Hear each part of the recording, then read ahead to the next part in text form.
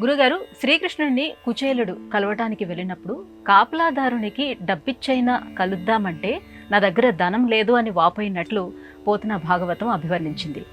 ఆ రోజుల్లో కూడా ఇటువంటి జాడియాలు ఉన్నాయంటారా? ఉన్నాయనే మనం భావించాలి. ఎందుకంటే కవి అనేటువంటి వాడు సమాజానికి దర్పణం లాంటివాడు, అద్దం లాంటివాడు. పోతన గారు 15వ శతాబ్దంలో జీవించారు. పోతన గారు 15వ శతాబ్దంలో ఇదిగో ఈ లంచము అని ఈరోజు ఏదైతే మనం అంటున్నామో ఆ జాడ్యం ఆనాటికే వ్యాపించి ఉంది. మూల భాగవతం వ్యాసుడి యొక్క భాగవతాన్ని అనుసరించి పోతన్న గారు తెలుగులో అనువాదం చేశారు. మూల భాగవతంలో ఈ ప్రస్తావన లేదు. కుచేలుడు ఇలా బయలుదేరటానికి అటుకులు తీసుకొని వెళ్ళబోతూ భార్య దగ్గర ప్రస్తావిస్తాడు. సరే ఏదోటి తీసుకెళ్తున్నాను, కానీ అక్కడ కాపలాదారులు ఉంటారు కదా, వాళ్ళకి ఏదేదో చేతులు కొంచెం తడిపితే కానీ లోపలికి వెళ్ళనివ్వరు కదా, అసలు నాకే అటుకులు దొరకటమే చాలా గగనం అయిపోయింది, వాళ్ళకి నేనేమి ఇవ్వగలను, వాళ్ళకి ఇవ్వకపోతే నన్ను కృష్ణుడి దగ్గరికి వాళ్ళు ఎలా తీసుకెళ్ళగలరు అని బాధపడ్డట్టుగా అనువాదంలో ఉంది. పోతన గారి యొక్క తెలుగు భాగవతం అనువాదంలో ఉంది, మూలంలో మాత్రం లేదు. అయితే కొన్ని తెలుగు భాగవత ప్రతుల్లో ఈ విషయం లేదు. ఇది కూడా మనం గమనించాలి.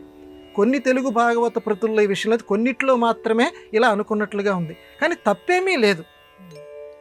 ఎందుకనంటే కవి అనేటువంటి వాడు ఆనాటి ఎక్స్రే లాగా ఆనాటి విషయాలన్నింటినీ కూడా కావ్యంలో చెబుతూ ఉంటాడు. కాబట్టి పోతన్న గారు ఏ విషయాన్ని వదిలిపెట్టలేదు సమాజంలో జరుగుతున్నటువంటి విషయాలు. ఎందుకంటే అమ్మ నిన్ను అల్ల కర్ణాట కిరాట కీచకులకమ్మ త్రిశుద్ధిగా నమ్ము భారతి అన్నాడు సరస్వతీదేవిని ప్రార్థన చేస్తూ. అంటే ఆ రోజుల్లో కూడా డబ్బు కోసం తాము రాసినటువంటి గ్రంథాలు కానీ వీటిని అమ్ముకునేటువంటి పరిస్థితి, రాజులకి అంకితం ఇచ్చేటువంటి పరిస్థితి, ఇవన్నీ ఆనాటి సమాజంలో ఉన్నాయి. కాబట్టి ఆనాటి సమాజంలో ఉన్నటువంటి విషయాల్ని ఆ పద్యంలో ఎలా చెప్పాడో ఇక్కడ కూడా కాపలాదారులకు ఇవ్వాల్సి వచ్చిందే, నా దగ్గర డబ్బు లేకుండా పోయింది అని చెప్పి కుచేలుడు బాధపడ్డట్టుగా ఇక్కడ పోతన్న గారు వ్రాశాడు. కాబట్టి అందులో తప్పేమీ లేదు. కానీ అన్ని భాగవత ప్రతుల్లో ఇది లేదు. ఇది ఉన్న విషయాన్ని ఉన్నట్టు ఆవిష్కరించినటువంటి పోతన గారికి మనం నమస్కారాలు తెలియజేసుకుందాం.